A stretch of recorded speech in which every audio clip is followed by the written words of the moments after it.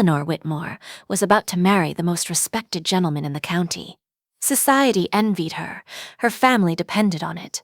Everything seemed perfect, until a stranger stepped out of the shadows and said 5 words that would destroy her future.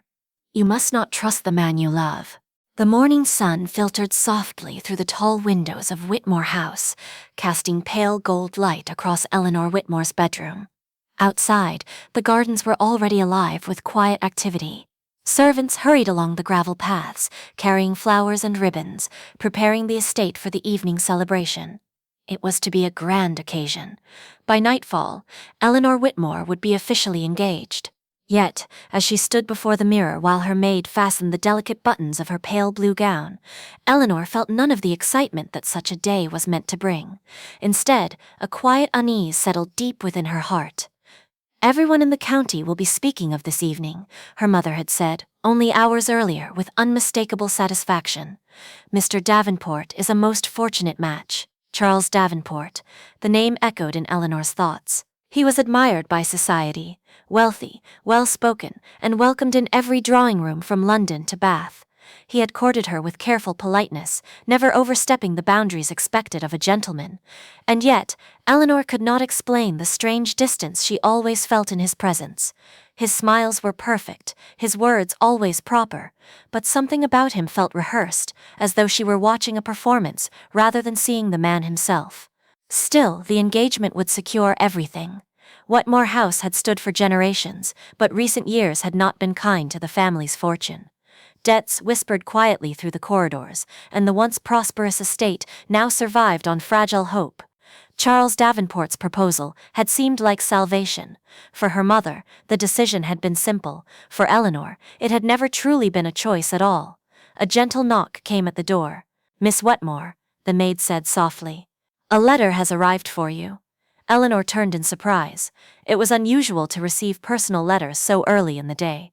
"From whom? I do not know, miss. There is no name." Curious, Eleanor took the envelope. It was plain, unsealed with wax, and her name had been written across the front in careful, deliberate handwriting. She frowned slightly. No crest, no return address. Slowly she opened it. Inside was a single sheet of paper. Only one sentence had been written. Her breath caught as she read it. "Do not marry him. Your life depends on it." For several seconds, Eleanor simply stared at the words, certain she must have misunderstood them. She read the sentence again, and again. The message did not change. Her pulse quickened. "Is something wrong, miss?" the maid asked gently. Eleanor folded the paper quickly. "No, nothing at all," she replied, though her voice sounded distant even to her own ears. A foolish prank, surely. Someone attempting a dramatic joke on the morning of her engagement. Yet the handwriting held none of the careless tone such a jest might carry. Each letter had been written with unsettling precision, as though the writer had weighed every word before placing it on the page. "Your life depends on it." The phrase lingered uncomfortably in her thoughts. Eleanor slipped the letter into the small drawer of her writing desk. She refused to allow such nonsense to trouble her. The day was too important. By evening, Whitmore House glowed with candlelight. Carriages lined the long drive as guests arrived dressed in silk and velvet, their laughter drifting across the gardens. Music floated from the ballroom where musicians tuned their instruments in anticipation of the evening's dancing. Eleanor descended the grand staircase beside her mother, the room below filled with voices and admiration. "She looks radiant. Such a lovely bride she will make. Mr. Davenport is a fortunate gentleman indeed." Charles stood waiting near the fireplace, impeccably dressed, greeting guests with confident ease. When he saw Eleanor, he stepped forward with a warm smile. "Miss Whitmore," he said, bowing slightly. "You have quite taken everyone's breath away tonight. You are most kind, Mr. Davenport." His eyes lingered on her with practiced charm. "I trust you are happy," he added softly. Eleanor hesitated for the smallest moment. Of course. The answer came easily enough. Yet somewhere deep inside her heart, uncertainty stirred again. As the evening progressed, laughter and music filled the grand rooms of Whitmore House. Couples moved gracefully across the dance floor, while servants carried trays of champagne through the crowd. From the outside, the celebration appeared perfect, but Eleanor found herself increasingly distracted. The words of the mysterious letter refused to fade from her thoughts. Finally, she stepped outside for air. The cool night breeze brushed gently against her cheeks as she walked toward the rose garden. Moonlight spilled across the gravel paths, illuminating the quiet hedges and statues that bordered the garden's winding walkways. For the first time that evening, Eleanor felt able to breathe. She moved slowly among the roses, their pale petals glowing softly beneath the silver light. And then, she stopped. Someone was there. At the far end of the garden path, half hidden in shadow, stood the figure of a man, tall, still, watching her. Eleanor's heart began to beat faster. The stranger did not move closer, yet even from a distance she could feel the weight of his gaze upon her. A moment passed, then another. Just as she gathered the courage to speak, the man turned and disappeared into the darkness beyond the garden, leaving Eleanor alone beneath the moonlight. And with the strange and growing certainty that the letter she had received that morning had not been a joke at all, Eleanor remained standing in the moonlit garden, long after the figure had vanished. For several moments, she wondered whether she had imagined him entirely. But no, the memory of that silent presence was too clear. The tall silhouette, the stillness with which he had watched her, the strange certainty that his attention had been fixed solely upon her. A faint chill ran through her. The letter, the warning, and now this unknown stranger appearing in the shadows of her own garden. It could not be coincidence. Footsteps sounded behind her. Miss Whitmore. Eleanor turned quickly to find Charles Davenport approaching along the path. His expression held polite concern, though his sharp eyes searched her face carefully. "There you are," he said. "Your mother feared the evening had become overwhelming for you." "I only needed a little air," Eleanor replied. Charles glanced toward the dark end of the garden. "You should not wander here alone. The night can invite unwelcome company." The words struck Eleanor with unexpected force. "Unwelcome company," she repeated. Charles gave a small laugh. "One never knows who may appear when celebrations attract half the county." He offered his arm. "Shall we return? Our guests will soon expect the formal announcement." Eleanor hesitated, glancing once more toward the place where the stranger had stood, but the shadows revealed nothing. Reluctantly, she took Charles's arm and allowed him to guide her back toward the house. The ballroom had grown even more lively. Music filled the room as couples turned gracefully across the polished floor. The glow of hundreds of candles reflected in the tall mirrors, creating an atmosphere of warmth and celebration. Yet Eleanor felt strangely distant from it all. Her attention drifted repeatedly to the entrance of the ballroom, almost as though she expected someone to appear. The formal announcement of the engagement came shortly after. Charles spoke eloquently, thanking the assembled guests for their presence, and expressing his happiness at the future he and Eleanor would share. Polite applause followed. Glasses were raised, congratulations offered. Still, Eleanor could not quiet the unsettled feeling in her chest. Then, as the musicians began a new waltz, the ballroom doors opened quietly. A gentleman stepped inside. Eleanor noticed him instantly, not because he demanded attention, but because he did not. He moved with calm confidence, his dark coat perfectly tailored, his expression composed and distant. While others laughed and greeted acquaintances, this man seemed to observe the room with quiet detachment, and when his eyes lifted, they met hers. The moment stretched. Recognition flashed through Eleanor's mind like sudden lightning. It was him, the man from the garden, the stranger who had been watching her. A strange tension passed between them before he looked away, as though the moment had revealed more than either of them intended. Eleanor's pulse quickened. "Do you know him?" Her friend Amelia leaned closer, following Eleanor's gaze. "That gentleman near the doorway." Eleanor shook her head. "No." Amelia studied the man curiously. "That is Lord Adrian Ravenscroft." The name meant nothing to Eleanor. "Who is he?" Amelia lowered her voice slightly. "He has only recently returned to society after several years abroad. Some say he traveled through half of Europe. Others say he left England under fortunate circumstances." "What sort of circumstances?" Amelia shrugged lightly. "No one seems entirely certain, which of course makes the story far more interesting." Across the room, Lord Ravenscroft had begun speaking with another guest, though his calm demeanor remained unchanged.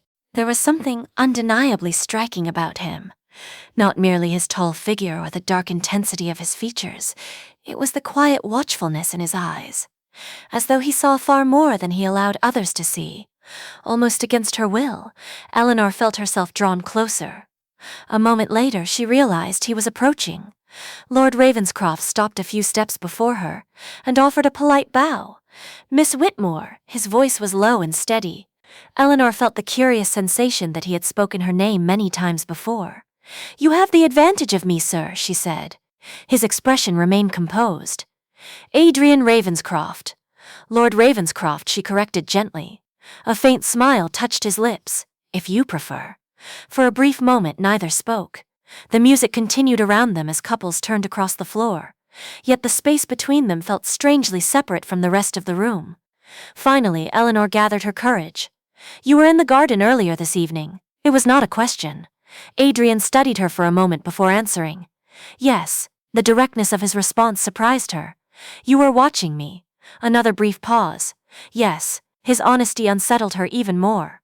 Eleanor lowered her voice. "Then perhaps you will also explain something else." Adrian's gaze sharpened slightly. For the first time his expression changed. Not dramatically, but enough. Enough for Eleanor to know with sudden certainty. "You wrote it," she said quietly. Around them the ballroom continued its cheerful celebration, but the world between them seemed to grow very still. Adrian held her gaze. Yes, the word was spoken without apology. Eleanor's heart began to beat faster. "Why?" Adrian glanced briefly across the room toward Charles Davenport, who was speaking with several guests near the fireplace. When his eyes returned to Eleanor, they held an intensity that made her breath catch. "Because," he said quietly, "you must not marry him." 1,000 questions rushed through Eleanor's mind. "What do you mean?" Adrian's expression darkened slightly. "I mean exactly what the letter said." "Why?" she demanded softly. "What danger could possibly?" Adrian interrupted her gently. "You believe Mr. Davenport to be a man of honor." "Of course." He studied her carefully. "And if I told you that the man you intend to marry has destroyed lives to gain his fortune?" Eleanor felt the ground shift beneath her certainty. "That is a serious accusation, Lord Ravenscroft." "Yes, then you must explain it." Adrian's gaze softened slightly, though the tension in his voice remained. "I cannot. Not tonight." "That is not good enough." For the first time a faint sadness appeared in his eyes. "Miss Whitmore," he said quietly, "I understand how impossible this must sound. Then help me understand." He looked again toward Charles Davenport. When he spoke next, his voice was barely above a whisper. "If you continue with this engagement, you may discover the truth too late." A chill passed through Eleanor. "What truth?" Adrian stepped back slightly. "That is something you must discover for yourself," and before she could stop him, he turned and disappeared once more into the crowd, leaving Eleanor standing in the center of the ballroom, with 1,000 new questions, and the growing realization that the stranger's warning might be far more dangerous than she had ever imagined. Sleep did not come easily to Eleanor Whitmore that night. Long after the music had faded and the last carriage departed from Whitmore House, she remained awake in the quiet darkness of her room. The house had fallen silent, yet her thoughts refused to rest. Again and again her mind returned to the stranger in the ballroom. Lord Adrian Ravenscroft, his calm voice, his unsettling certainty. "You must not marry him." Eleanor had tried to dismiss his words as arrogance or jealousy, but something in his manner had not allowed it. He had spoken with the quiet conviction of a man who knew exactly what he was saying, and that frightened her more than anything.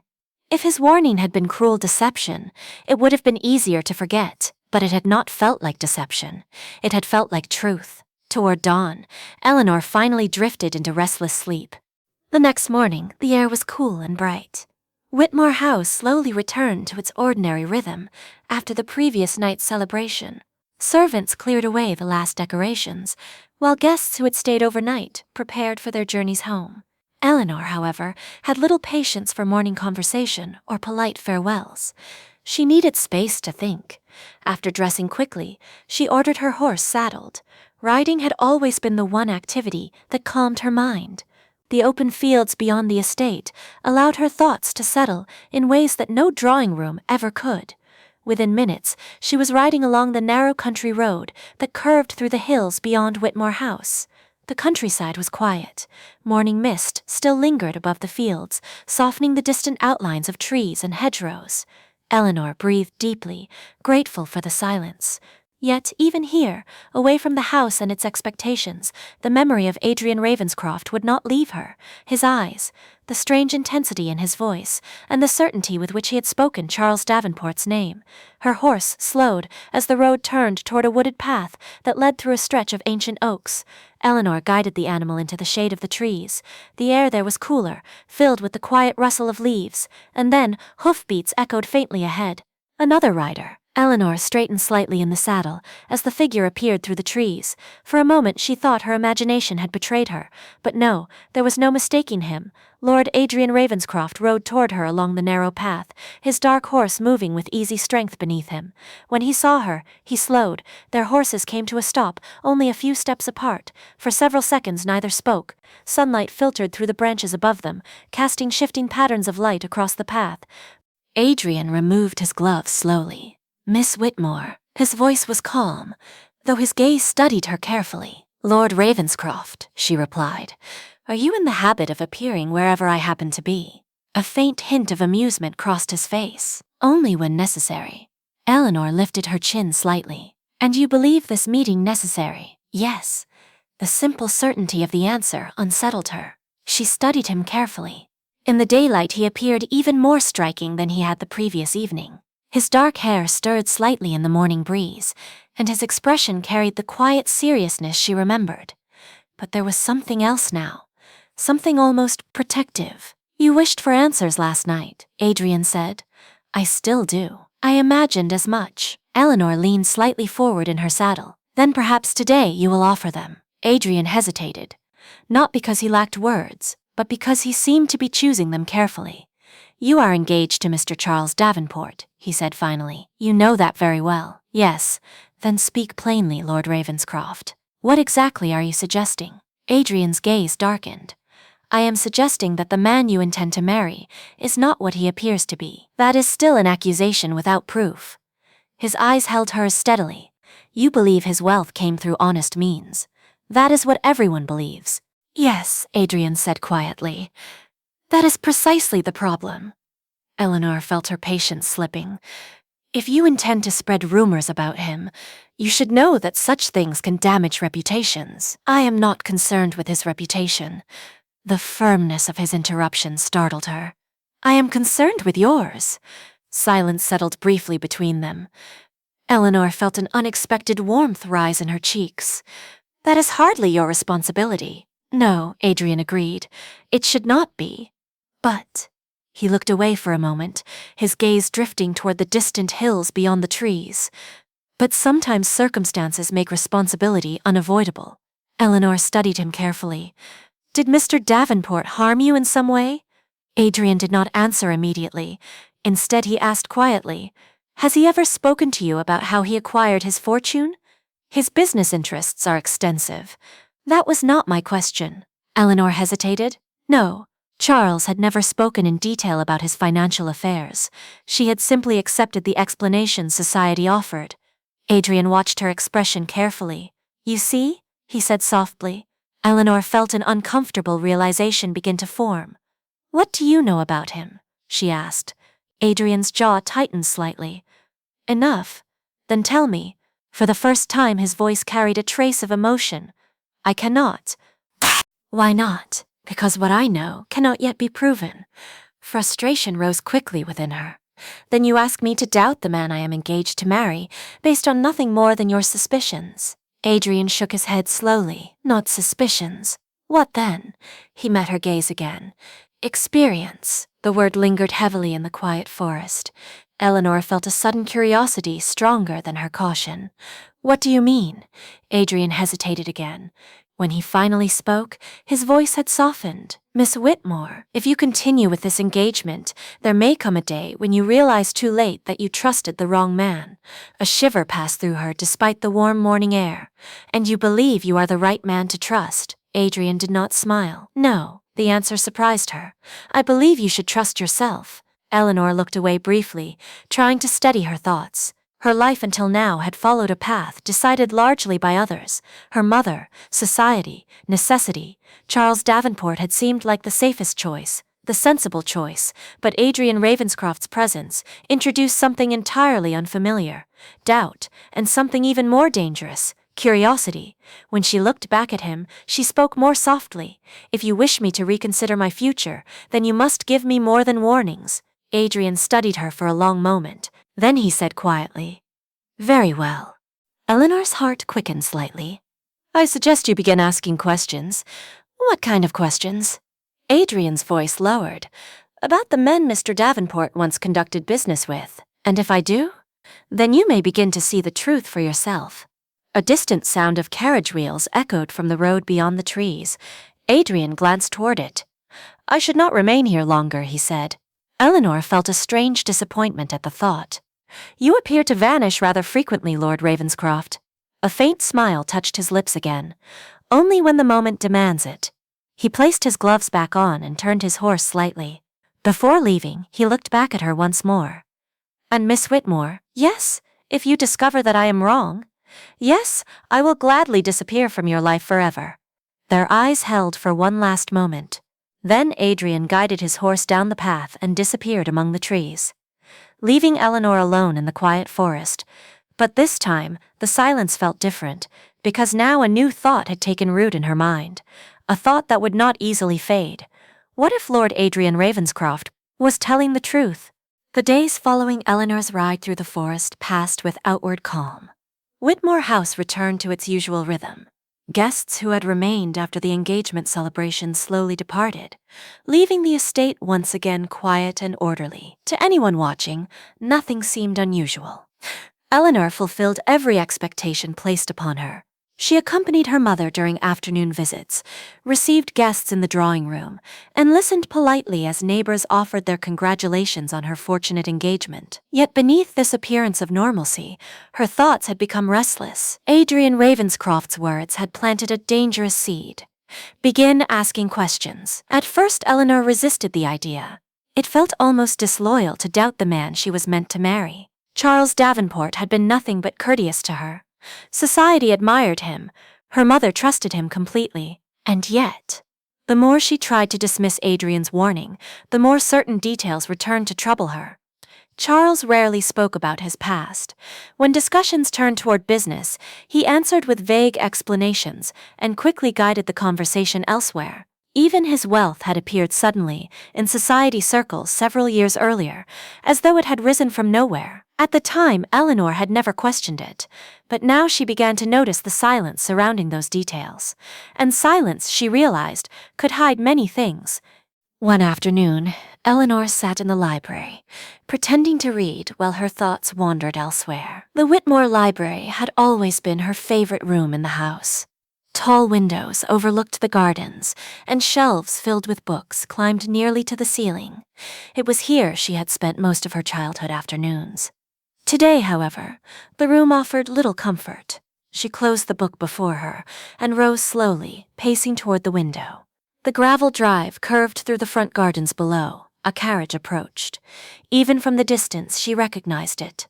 Charles Davenport.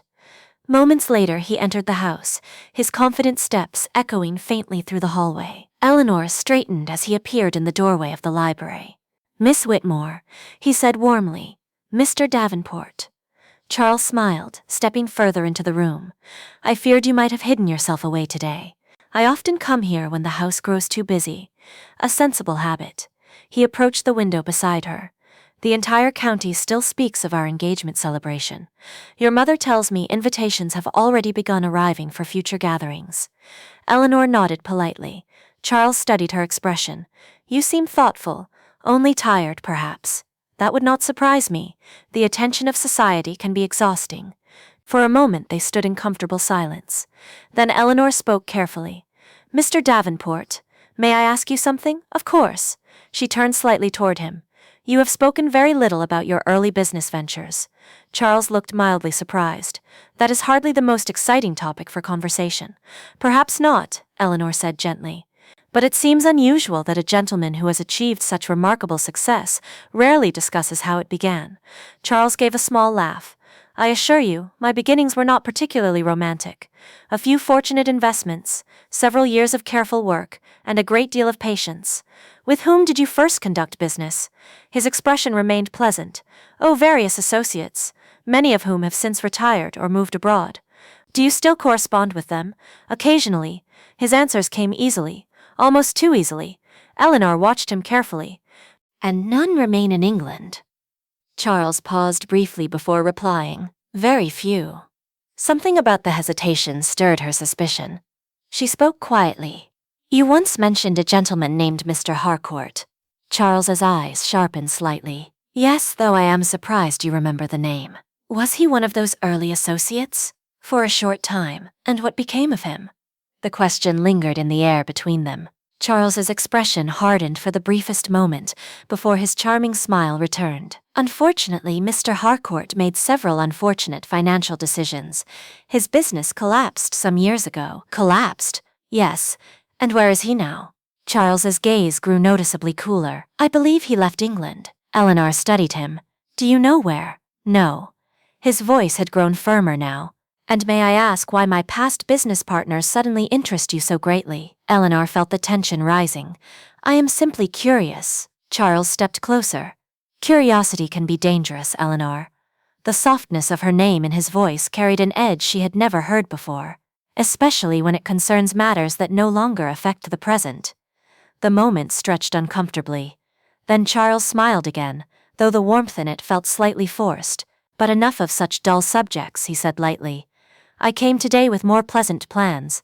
Plans? Yes. He reached into his coat and removed a folded document. I have begun making arrangements for the improvements we discussed for Whitmore House. Eleanor accepted the paper. It contained sketches and notes regarding renovations to the estate. Charles watched her carefully. You see, he said smoothly, our future together will allow Whitmore House to flourish again. The words should have reassured her. Instead, they stirred something else, a sudden, unsettling thought. Adrian Ravenscroft had spoken of lives destroyed through deceit. Charles Davenport spoke of rebuilding her family's fortune. Both men believed they were protecting her. But only one of them had seemed afraid for her safety, and Eleanor could no longer ignore that difference. Later that evening, as twilight settled over the gardens, Eleanor found herself walking along the same path where she had seen Adrian the night of the engagement celebration. The air was cool and still. Her thoughts were heavy with new doubts. Charles had answered her questions, yet somehow those answers had revealed less than they had concealed. She stopped beside the rose garden, and then a familiar voice spoke quietly behind her. You asked him about his business. Eleanor turned sharply. Adrian Ravenscroft stood a few steps away beneath the shadow of the trees. How did you know? Because the moment you begin asking questions, his answers become very predictable. Eleanor folded her arms. You appear to have remarkable knowledge of Mr. Davenport. Adrian's gaze darkened slightly. More than I would wish. Then perhaps tonight you will finally explain why. The moonlight revealed a shadow of pain crossing his expression. But when he spoke, his voice remained steady. Because once, I trusted him as well. What happened? Adrian looked toward the distant house before answering. Everything. The single word hung heavily between them, and for the first time, Eleanor sensed that the truth Adrian carried might be far more dangerous than she had imagined. In the days that followed, Eleanor Whitmore found that the world around her had begun to shift in ways she could not easily control. At first, the change was subtle. A glance held too long across a drawing room, a whisper that ceased when she entered, a curious look exchanged between ladies who only days before had spoken to her with easy warmth. It did not take long for Eleanor to understand why. Society had begun to notice. Her meetings with Lord Adrian Ravenscroft, however brief and accidental they might appear, had not gone entirely unseen, and society rarely required facts to build a scandal. The matter revealed itself most clearly during an afternoon visit to the home of Lady Pembroke. The drawing room was filled with familiar faces. Gentle conversation floated through the air as tea was poured and small cakes passed from tray to tray. Eleanor had only just taken her seat when Lady Pembroke leaned slightly closer. My dear Miss Whitmore, she said with delicate politeness, I trust you are enjoying your engagement. Very much, Eleanor replied calmly. Lady Pembroke smiled in a way that suggested she was about to say something rather more interesting. One hears that Lord Ravenscroft has returned to society with surprising enthusiasm. Eleanor kept her voice steady. I had heard the same, and that he has taken a particular interest in certain gatherings recently. The other ladies in the room had grown very quiet. Eleanor met Lady Pembroke's gaze. Lord Ravenscroft is free to attend any gathering he chooses. Of course, Lady Pembroke agreed pleasantly, though it is rather unusual for a gentleman to appear quite so frequently wherever a recently engaged lady happens to be present. A soft murmur rippled through the room. Eleanor set down her teacup. I cannot imagine what you mean. Lady Pembroke lifted her brows slightly. Surely you must have noticed, my dear. Several guests observed the two of you speaking together during the engagement celebration. Many guests spoke with me that evening, indeed. The polite tone remained, but the implication had already been delivered. Rumor had begun its work. When Eleanor returned to Whitmore House that afternoon, she found her mother waiting in the small sitting room. Lady Margaret Whitmore rarely appeared visibly troubled. Today she looked deeply concerned. Eleanor, she said, closing the door behind them, I must speak with you about something most unpleasant.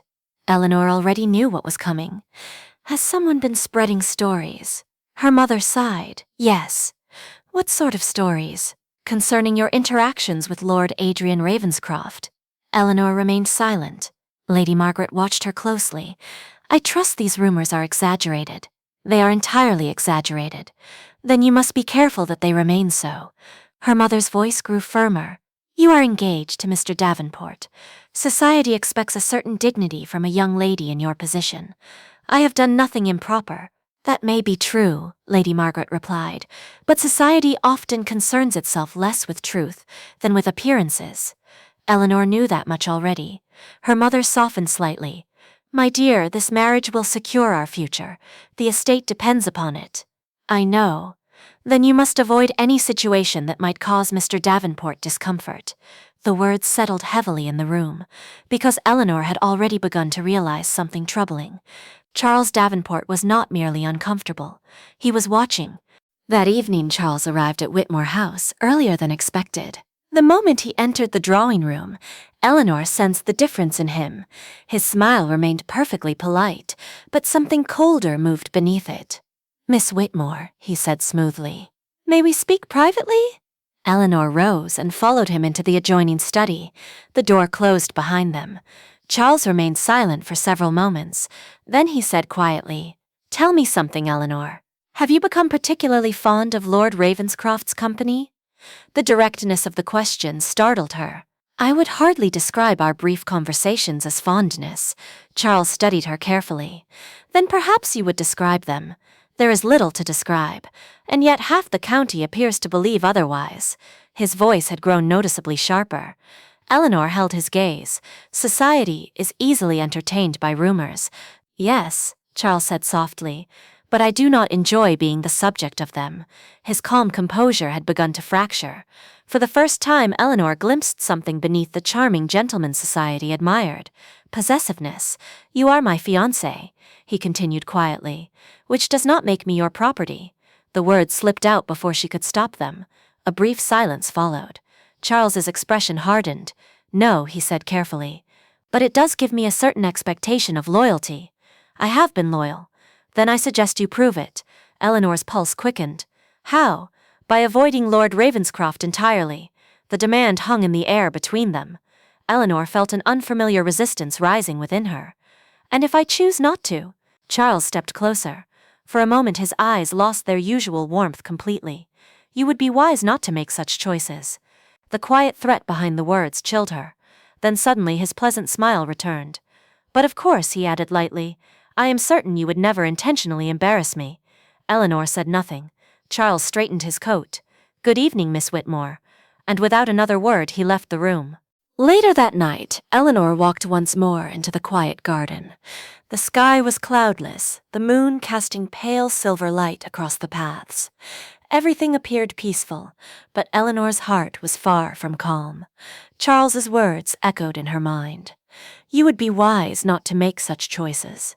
The tone had not been merely jealous, it had been controlling, and for the first time she allowed herself to wonder whether Adrian Ravenscroft had been right from the beginning. A shadow moved near the edge of the garden. Eleanor turned. Adrian stepped into the moonlight. "You should not be here," she said softly. "Neither should you, and yet we both are." For a moment they simply looked at each other. Then Adrian spoke quietly. "The rumors have begun. Yes, I warned you they would. I am aware." Adrian studied her expression. "Has Davenport spoken with you about it?" "Yes, and—" Eleanor hesitated. "He does not like sharing my attention." Adrian's jaw tightened. "That does not surprise me." She looked at him carefully. "You seem to know a great deal about his character." "I do, and yet you still refuse to explain why." Adrian's expression darkened. For several seconds he said nothing. Then he spoke quietly. "You deserve the truth." Eleanor's heart began to beat faster. "And will you finally tell it?" Adrian met her gaze. "Yes." The garden was silent beneath the moonlight. For several moments neither Eleanor nor Adrian spoke. The distant lights of Whitmore House glowed softly behind them, but here among the roses, the world felt strangely removed from everything else. Eleanor felt the weight of the moment. Adrian had said he would finally tell the truth. Now she waited. "You said I deserved to know," she said quietly. Adrian remained still, his gaze fixed on the gravel path. "Yes? Then tell me." For a moment it seemed he might change his mind. When he finally spoke, his voice had grown lower. 5 years ago, my family owned a shipping company that operated along the southern coast. Eleanor listened carefully. "My father built it over 30 years, Adrian continued. "It was not the largest enterprise in England, but it was honest. Every contract, every cargo, every ship, my father insisted that everything be conducted with integrity." "That sounds admirable." It was. Adrian's expression darkened slightly. "And it made us vulnerable." Eleanor felt a quiet tension forming in her chest. Vulnerable to what? To a man who understood how easily trust could be exploited. He looked directly at her. "Charles Davenport." The name settled heavily in the air. "He approached my father as a business partner," Adrian continued. "At the time, Charles was only beginning to establish himself. He spoke convincingly about expanding trade routes and securing new investments, and your father believed him." "Yes." Adrian's voice held a trace of bitterness. "My father believed that honorable men naturally attracted other honorable men." Eleanor remained silent. "And at first," Adrian said, "everything appeared successful. Our ships expanded their routes, profits increased, investors showed interest. So what went wrong?" Adrian gave a quiet, humorless smile. "Nothing went wrong. Then, everything went exactly as Charles intended." Eleanor felt her pulse quicken. "What do you mean?" Adrian stepped slowly toward the garden wall, resting one hand against the stone as though steadying himself. "Over time, Charles arranged a series of investments in ventures that appeared legitimate on paper. My father trusted him completely and signed the agreements, and those ventures failed." "No." Adrian's voice grew colder. "They never existed." Eleanor stared at him. Charles had created false companies, false shipping contracts, false partners abroad. By the time anyone realized what had happened, every debt had been placed under my father's name. The quiet horror of the story began to settle over her. "What happened to your father?" "The scandal destroyed him." Adrian spoke the words without emotion, though the pain beneath them was unmistakable. "Our ships were seized. Our accounts frozen. Investors demanded repayment for losses that Charles himself had created. And Charles, by the time the truth emerged, he had already transferred his own assets elsewhere." Eleanor's voice trembled slightly. "He escaped?" "Yes." "And society believed your father responsible?" Adrian nodded slowly. "The courts ruled that my father had signed the agreements willingly. There was no proof that Charles had manipulated the transactions. The injustice of it struck Eleanor deeply." "What happened afterward?" Adrian's eyes darkened. "My father died within the year." The words were quiet, but they carried the weight of everything that had been lost. Eleanor felt a sudden ache in her chest. "I am so sorry." Adrian did not answer immediately. Instead, he looked up at the night sky. "For a long time I believed there was nothing left to fight for," he said. "So you left England?" "Yes, and now you have returned." Adrian looked back at her. "I returned when I learned that Charles Davenport had become one of the most respected gentlemen in society." The bitterness in his voice was unmistakable. "And when I discovered that he intended to marry you," he stopped. Eleanor finished the thought quietly. You decided to intervene. Yes. The honesty in the answer left no room for doubt. For several moments, neither of them spoke. Eleanor struggled to process everything she had heard. Why did you not reveal this to society? She asked finally. Adrian gave a weary smile. Because without proof, my story would sound like revenge. And you believe Charles would deny everything. He would do far more than deny it. The garden grew quiet again. Eleanor felt the full weight of her situation pressing down upon her. If Adrian spoke the truth, then the man she was expected to marry had destroyed an innocent family. Yet if Adrian was wrong, she looked up at him. Why tell me now? Adrian studied her carefully before answering. Because you deserve the chance my father never had. What chance? To see the truth before it destroys your life. The sincerity in his voice stirred something deep within her, a feeling she had been trying desperately to ignore. Eleanor took a slow breath. You risk a great deal by telling me this. I know. You risk your reputation. Yes, and possibly your future. Adrian's gaze softened slightly. I had already accepted that risk the moment I sent the letter. Eleanor felt her heart beat faster. Why? The question came almost as a whisper. Adrian looked at her with a quiet intensity. Because the thought of you living the same fate my family suffered. He stopped. Eleanor waited. Adrian's voice softened. Was something I could not ignore. The confession hung between them in the moonlit garden. Eleanor felt the distance between them disappear.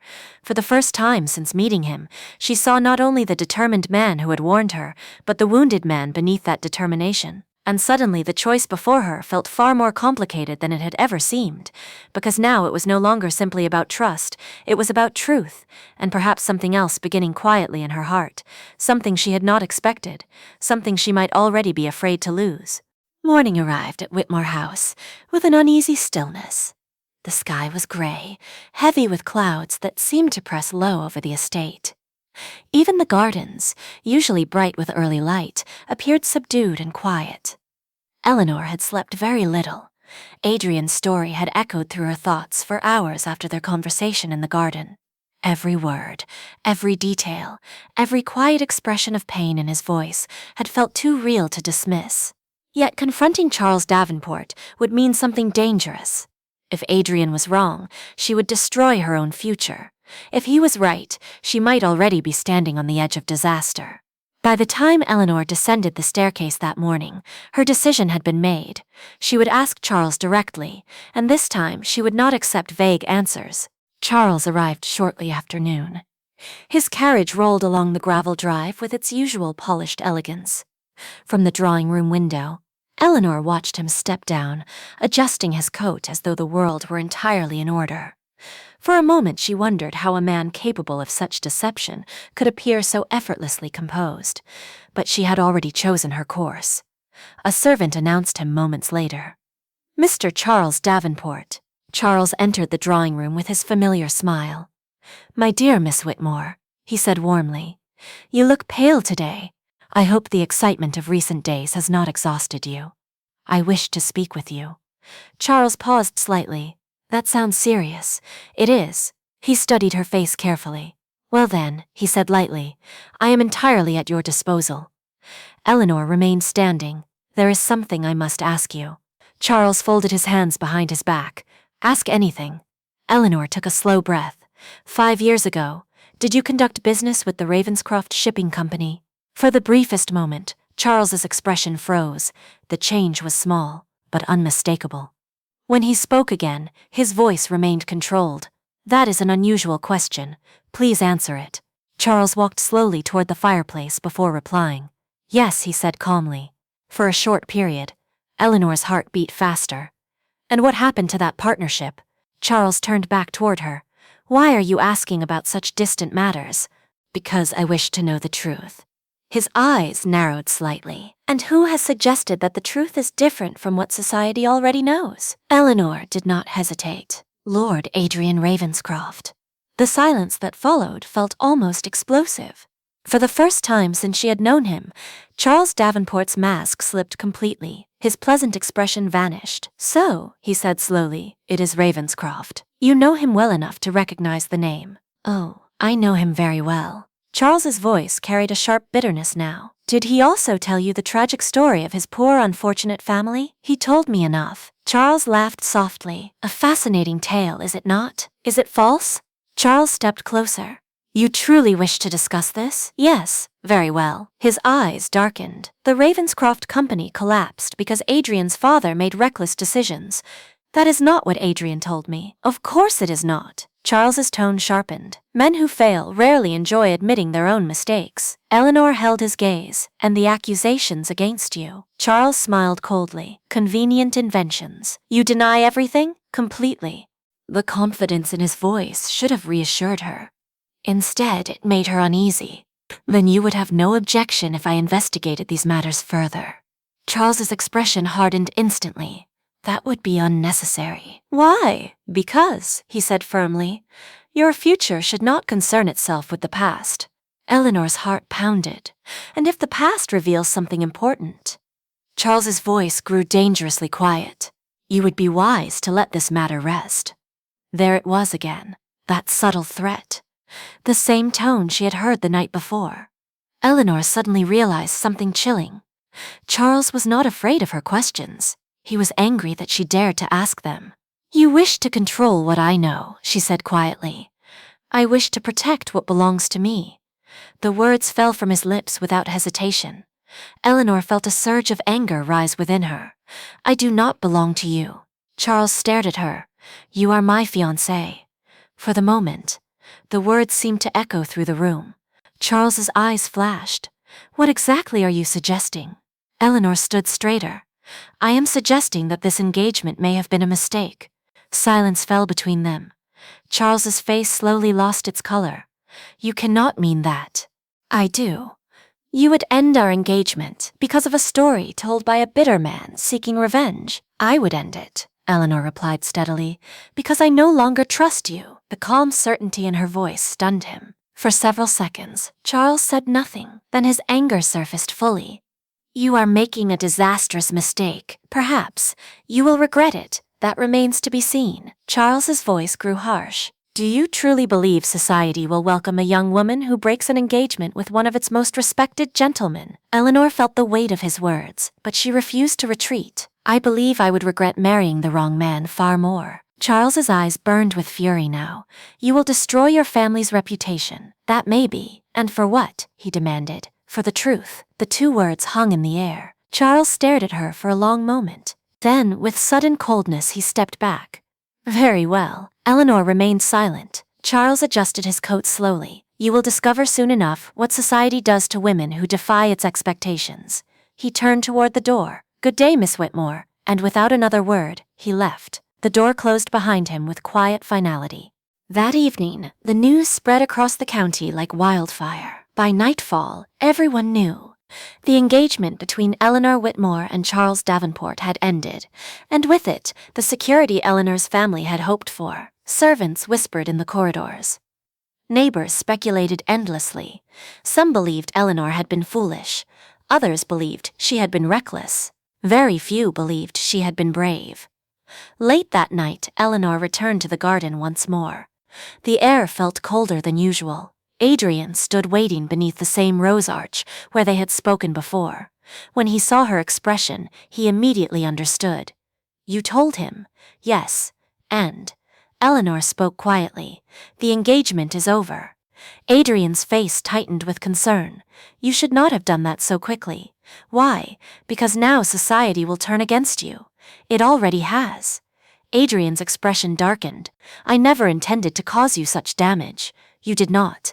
Eleanor met his eyes. I chose this. Adrian studied her carefully. And if Davenport retaliates? Eleanor gave a faint, tired smile. Then we will finally see what kind of man he truly is. The moonlight illuminated the garden around them. But beyond its quiet beauty, a storm had already begun. One that would soon test everything Eleanor believed. The days following the broken engagement passed like a quiet storm over Whitmore House. At first, nothing seemed different. The garden still bloomed. The servants continued their daily routines. Carriages still passed along the distant road. Yet beneath the calm surface, everything had changed.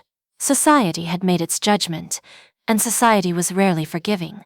Invitations that once arrived regularly at Whitmore House began to disappear. Neighbors who had previously visited with friendly warmth suddenly found reasons to remain at home. When Lady Margaret Whitmore ventured into town, conversations softened as she passed. Shopkeepers greeted her politely, but the easy familiarity that once existed had vanished. The message was clear. Breaking an engagement with Charles Davenport had consequences, and Eleanor's family was now paying the price. One afternoon, Eleanor entered the drawing room to find her mother sitting quietly near the window. Lady Margaret's posture was as composed as ever, but the lines of worry on her face had grown deeper. "Another letter?" Eleanor asked gently. Her mother nodded. "Yes. From whom?" "Lady Pembroke." Eleanor waited. "What did she say?" Lady Margaret folded the letter slowly. "She regrets that the dinner gathering she had planned next week must be postponed." Eleanor understood the polite language perfectly. Postponed meant cancelled. "And the others?" Eleanor asked quietly. Lady Margaret sighed. "Several invitations have also been withdrawn." The words were calm, but the disappointment behind them was unmistakable. "I am sorry," Eleanor said softly. Her mother looked up. "My dear, you must not blame yourself. But this would not be happening if I had married Charles." Lady Margaret hesitated before replying. "That may be true." The honesty of the answer stung more than Eleanor expected. Her mother reached for her hand. "But I have lived long enough to know that security gained through unhappiness is rarely worth the price." Eleanor felt a sudden warmth in her chest. "You are not angry with me?" Lady Margaret smiled faintly. "I would have been far more troubled if you had married a man you did not trust." The quiet understanding between them eased some of the heaviness Eleanor had been carrying. Yet the difficulties facing Whitmore House remained very real. Across the county, Charles Davenport had wasted no time shaping the story to his advantage.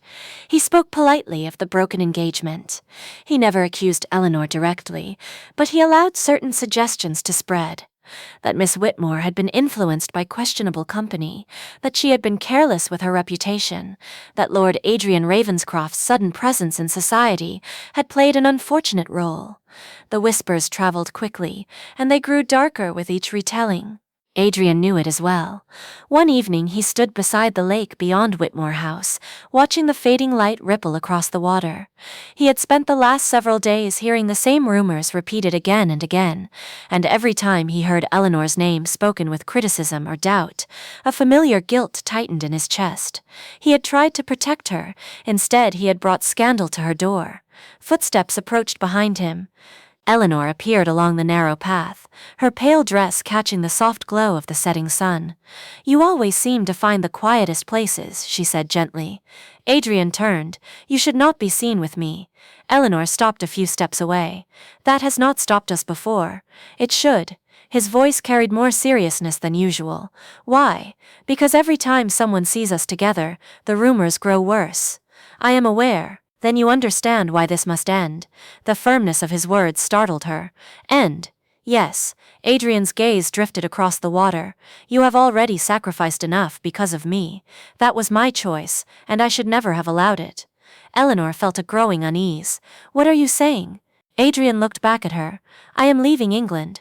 The words struck her like a sudden blow. "Leaving? You cannot be serious." "I am entirely serious." "But why?" "Because the longer I remain here, the more damage will follow." "You believe you are the cause of this scandal." "I know I am."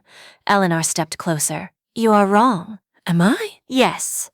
Adrian shook his head. "Miss Whitmore." "Eleanor," she said quietly. He paused. She met his gaze. "You once told me that I should trust myself." "Yes." "Well then, allow me to say this clearly." Her voice remained steady. "I do not regret ending my engagement." Adrian studied her carefully. "Not even now. Especially now." The honesty in her words made his expression soften slightly. "Still," he said quietly, "your life would be far easier if I were not part of it." The simple statement stirred something powerful in Eleanor's chest, a realization she had been trying desperately to ignore. She had grown used to Adrian's presence, his quiet strength, his honesty, the way he looked at her as though she were more than simply a convenient marriage. And suddenly the thought of him leaving felt unbearable. "You cannot go," she said softly. Adrian's voice was calm but firm. "I must. And if I ask you to stay?" He hesitated. For the first time since she had met him, uncertainty crossed his face. That would only make things more difficult. Perhaps. Eleanor's heart beat faster. But perhaps some things are worth the difficulty. The words lingered between them. Adrian studied her expression carefully, and for a moment neither of them spoke, because both of them were beginning to understand something that had been growing quietly between them for weeks, something neither of them had dared to name, yet. Morning arrived quietly over the countryside. A pale mist hung over the fields beyond Whitmore House, softening the hills and trees into distant shadows.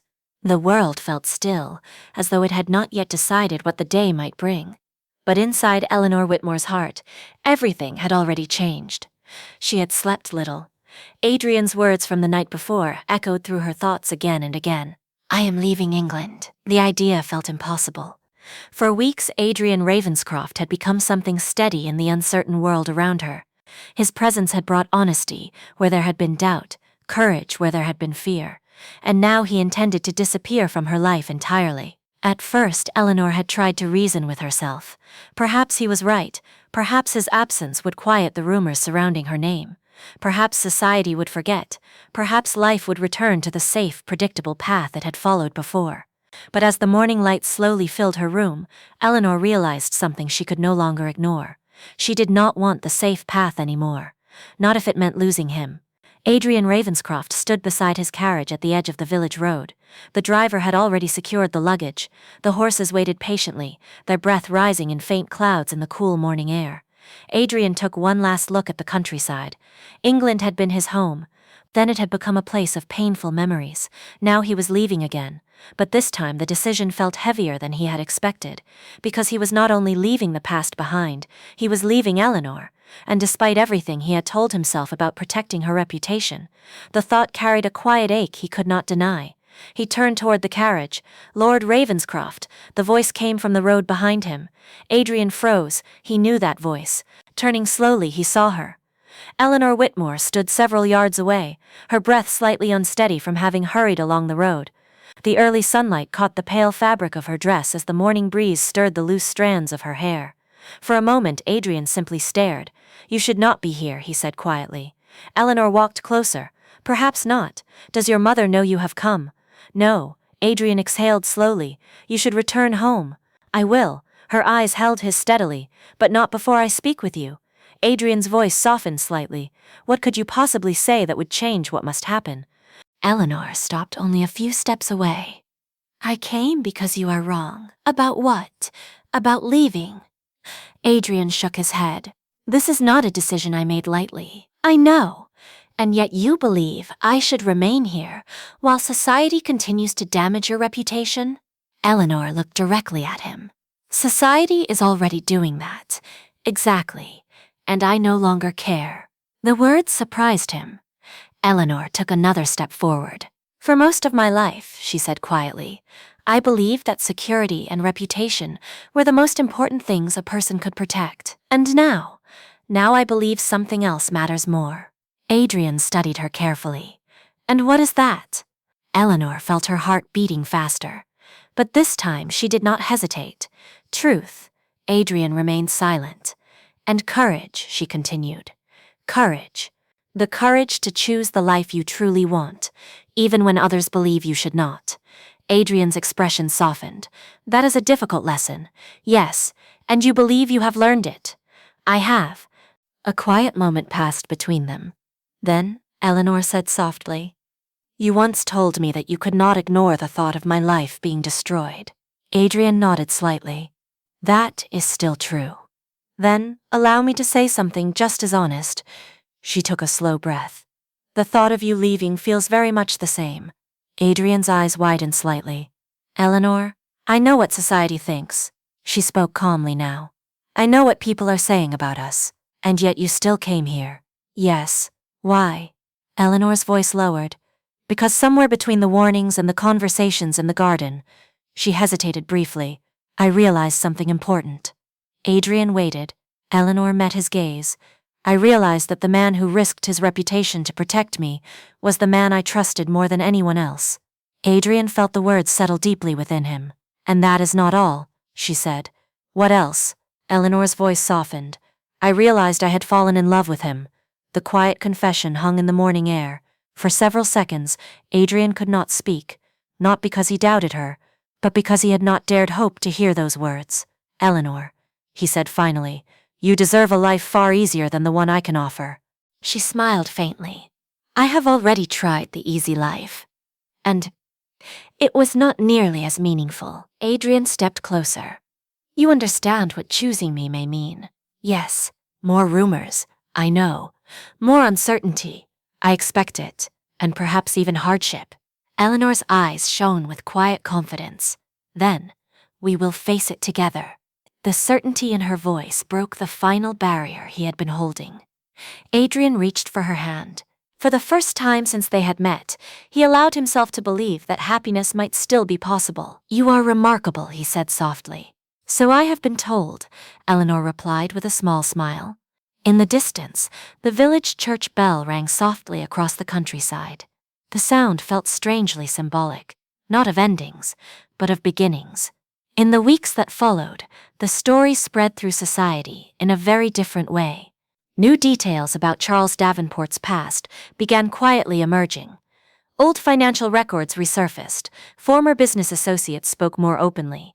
The truth that had once remained hidden slowly began to unravel. And with it, Charles Davenport's reputation. Meanwhile, Eleanor Whitmore and Adrian Ravenscroft made a decision that surprised nearly everyone. They married quietly, not for wealth, not for status, but for something far stronger: love. And in time, even society found it difficult to criticize a happiness so clearly earned. Whitmore House flourished once more, not because of a convenient arrangement, but because two people had chosen courage over fear. And sometimes, that choice makes all the difference in the world. If you enjoy romantic storytelling, subscribe for more unforgettable love stories every week.